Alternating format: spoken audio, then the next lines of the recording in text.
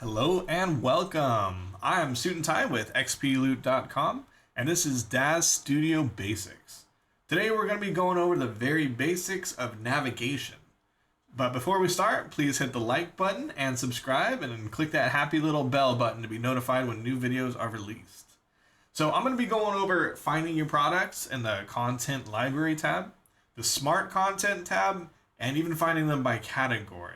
I'll add some objects to the scene, we'll move them around, we'll take a look at that. I'm going to be showing you how to navigate the viewport and just a few more tricks to get you started with Daz. So first off, let's take a look at Daz Studio's website. So just know I am not affiliated with Daz Studio in any way. I'm not being paid by them, I'm getting nothing off of this, I just really like their products. So bear that in mind. So once you're in the website, this is daz3d.com. /shop. It's really quite easy to find all sorts of assets, and it updates every day. It's never the same day to day, which is really great. I was just signing up for their emails as well. I love looking at this stuff. So once you go ahead and you find some assets and you purchased it, you want to restart Daz Studio. There is another way to do it. There's this Daz Central. I don't use it because I think it's limited in some things. But you can also come in here once you purchased it. You will be able to find it in your products here. So first things first, go to the Content Library tab. All right, so now we're going to find it by alphabetical order. So do the drop down for the products. And then I'm going to go to just A. Yep, and we're going to go ahead and anything on the bottom that is still kind of in gray means these are assets that you've purchased, but you have not yet downloaded and installed. So we're going to go ahead and double click this, and it's going to start installing this. And it should go pretty quick depending on your internet speed and how big the asset is. This asset is pretty small, and my internet speed is pretty good. So that came through really quickly. I'm impressed. So you'll be able to find all of your assets in here. And when you get to the point where you have a lot of assets, here's a quick little tip. If you want to close everything so you have too many and you're just scrolling through trying to find the stuff you want, you can go ahead and just right click products here and hit refresh. So you can also search by items. So let's go ahead and do that. We'll just search by clock. So you click up here, search by clock, hit enter, and here are all the clock assets that I have. So here are the ones that I just downloaded, but I also have some from other assets, other purchases I've made, which is really quite cool. So if I need to go see, well, I need a metal skin. So we'll go to metal. And here are anything that has metal in the name, and it is significant. So well, let's say wood. This one's pretty good too. There's wood floors and whatnot. Okay, so let's move on. So there's also the Smart Content Lab tab. Excuse me.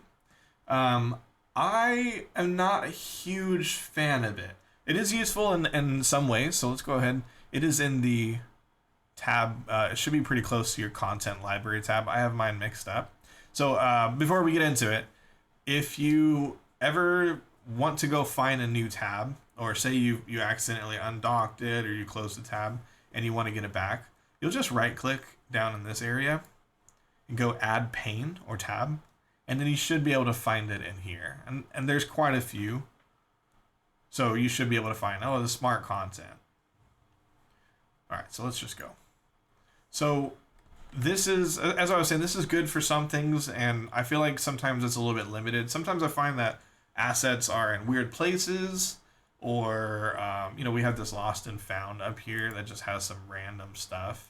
I feel sometimes it's limited, but I will say I have a lot of good luck with hair assets on this one. So I'll just show you something real quick. We'll just go into short. Say I want to add, let's say I want to add the Matilda hair. So I can just double click this. This is the hair product. I can also choose the materials, and I can also use the shaping tools here. So this is organized amazing. It's really great. So again, some things it's good, other things it's still needs a little bit of work, or maybe I'm doing it a little bit wrong. So just bear that in mind. So let's show you how to add cameras and add lights. So up here at the top, this is the add camera button. You just click this, it'll prompt you to put a new name in, and you just accept. And the same goes for lights. So this is for a distant light, like a sun, point light, a linear point light, a spotlight.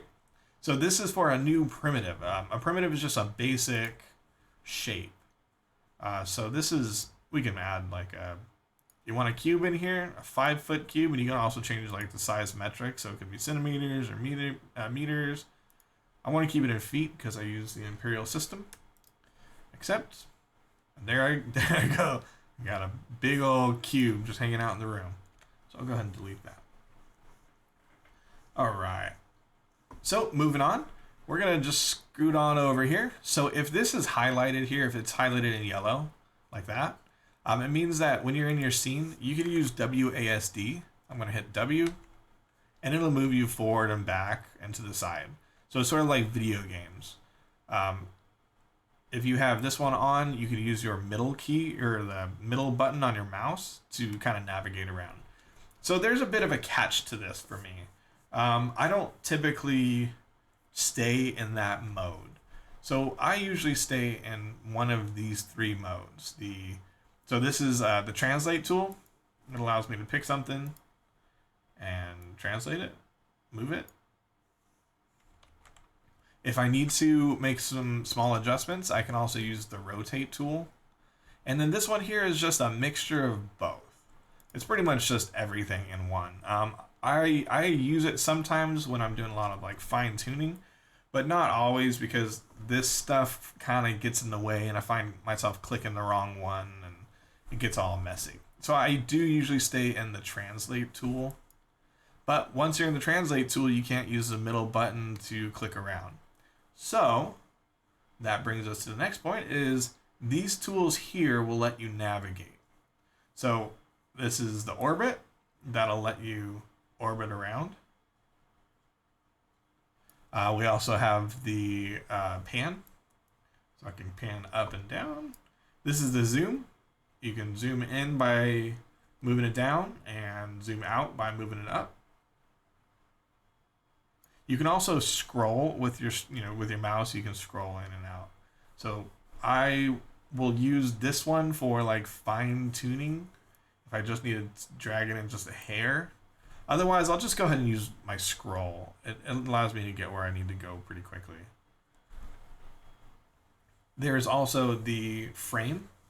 So I'm going to go ahead and frame her. Boop.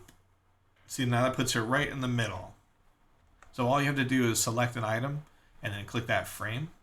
And it'll also set the focus on your camera to whatever item you've framed.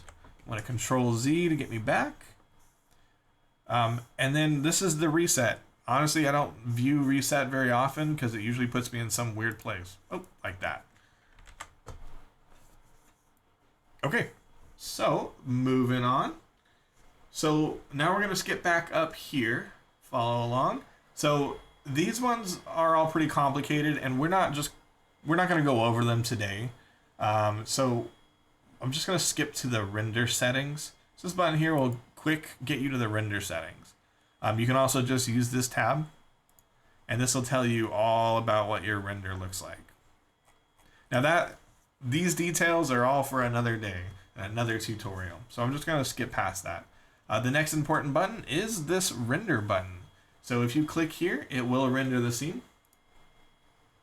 And sometimes it takes a second to get rendering depending on how good your video card is and how much information you have in your render and how many objects it's trying to render, if there's ray tracing. I mean, there's so much that goes into how long this render would take. Oftentimes I find that the first one will take 10 to 15, sometimes 20 seconds to render. And then after that, I'll start getting updates every 5 seconds. So we'll just give this another second. Yep, here we go. Okay, and so once you have rendered enough, or if it completes its own rendering, it'll stop itself. Otherwise, I'd like to just hit cancel when I'm ready. Would you like to cancel this render? Yes. If you hit cancel, you will be able to name it and save it. So let's go ahead and just do 1, 2, 3, 4, and then I'll save it. And now that is saved to that file destination, which happens to be my desktop. Okay, so there's a few more things. So let's talk about the camera dropdown. This will allow you to change cameras. This asset came with a lot of cameras, and I used this utility. But you can also use this to check out your spotlight. We'll just go ahead and do that. So I wanted a little bit more light on her, so I added a spotlight, and this way I can look through it as if it was a camera. So let's go ahead and switch back. Okay. And I believe the numpad on your keyboard will also get you some of these up here. Okay, so the next one is the draw style. So if you click this button here, what you see with me is that I have the NVIDIA iRay on, but I do have a really good video card, so I'm able to do that. If your video card, or if you're having issues getting it rendering in the NVIDIA iRay, or things just aren't cleaning up as quickly as you would like, you can always just do it in texture shaded. In fact, you could live in this mode if you'd like. Just a real quick tip, if you see that it is dark like this, you can go ahead and go to your camera by scrolling down here and then the camera tab. Select an item, select your camera, and then go to headlamp and then turn this on. Now it'll make it a little bit easier for you to move around. You may need to turn that off if you want to render. So just remember that if your headlamp is on and your rendering comes out brighter than you thought it was going to be, or things are looking kind of light and you're feeling a little weird about it, just come back in and make sure that your headlamp mode is off. I'm going to go ahead and do that right now. All right. So now we're just going to move some stuff around and get used to items and objects inside the scene. So obviously you can just click on anything and you can move it around. And oftentimes it'll come out very strange. If you're not careful, you can get something really weird. But it is quite as simple as just moving it around. If you want to rotate, so I have this on the translate tool, but you can also have it on the rotate tool, and you can use this and rotate around. And obviously that looks very strange, so I'm going to undo. So one of the last things, and this trick that I learned early on is, when you first start with Daz, you'll find that you'll have a rotated pillow. So you can, I've clicked this pillow, and this has all sorts of rotations assigned to it. And they're very strange. I mean, they're not like round numbers. So when I want to translate it, I can either use this and it will actually move it on the y-axis up and down, right? But if I click the y-axis that is parented to the pillow, it moves it in its y-axis. So that can be a little confusing and a little complicated too, because you'll be going back and forth and you want to click on the pillow and use this one, and it's just not working for you and you're getting some really weird stuff. So I found this really neat trick, and it's very easy, and it's actually going to segue very nicely into our next lesson. So I'm going to go ahead and right click pillow ruffle. This is my pillow. So I've clicked it. It's highlighted up here. I'm going to right click and go unparent. So that is taking it out. It was parented to this trunk table. It's taking it out of that, and it is moving it out. So here we go, pillow ruffle. So I'm going to create a primitive, and I'm going to go and I'm going to make a plane. Now we're going to make this plane very small. Very small. So now I have this plane, and it is obviously over here by our dog. But it's very small. Anyways, I'm going to make it invisible, so you can't see it one way or another. So what I want to do is get this pillow to be a child of this plane. So what I'll do is grab this pillow and stick it on the plane. Now, if I move the plane, you're seeing the issue here. I move the plane and the pillow moves because it's a child of it. So that is still a little bit wrong. So what I'll do is I will go ahead and remove all of the X, Y, and Z translates. Then I'm going to move. Now the pillow is parented to that plane and also in the center of it. So here's another issue. So we've seen that now it's moved that pillow way out. So I'm going to back that out. Okay, so now our pillow is back in this space. So let's unparent this. Now follow me here. We are going to parent the plane to the pillow. So now when I have the plane selected, I can get rid of all the translates and then all the rotations, and then I'm going to unparent it again. Oh, actually I shouldn't have undid the rotation, so I'll fix that. Okay, perfect. Now I'm going to take the pillow and I'm going to parent it on the plane. So now our plane parent is right in the middle of this pillow. Now, what have I done? Instead of using the pillow to move around and this weird axis and all of these rotations, what I've done is I've created a 0 rotation plane. So I can just move this pillow and it will retain all of its rotations. And if I want to rotate it in just the X, Y, and Z axis without it being complex, I can. That might have come out a little bit complicated. I advise trying it. Whenever you find something that you're like, I don't want to move this thing around like I am, just try this trick. Parent it to a plane and then see how that works for you. So let's go ahead and put all of this together. I'm going to go back and I'm going to take a look at my clocks. So we'll go to products, so content library, products. We're going to go to, I think it was an A, yep, antique clocks. So this here, I hate this bookshelf. I don't like it. I feel like it's kind of busy in that corner. And you know what? I want a grandfather clock. And it's not going to fit anywhere else. So let's go ahead and click this. It's highlighted. And just hit the delete button. Or you can right click and delete bookshelf. Poof. Bookshelf's gone. Alright. Now I want a grandfather clock. So I'm just going to double click this prop. And there's our grandfather clock. So if I'm moving this around, there's a lot rendering. There's a lot, trying to work. So it's kind of slow. So what I'll do is I'll switch it back into texture shaded.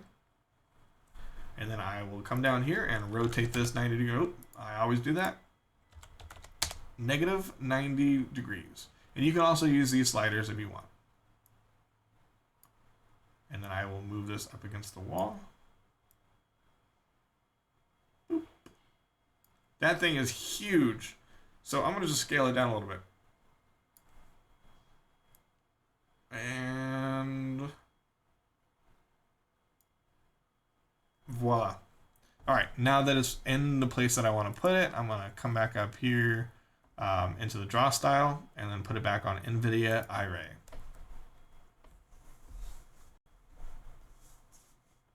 All right, it's going to take a second to start rendering all this stuff. There is a lot of assets in here. There's a lot of objects.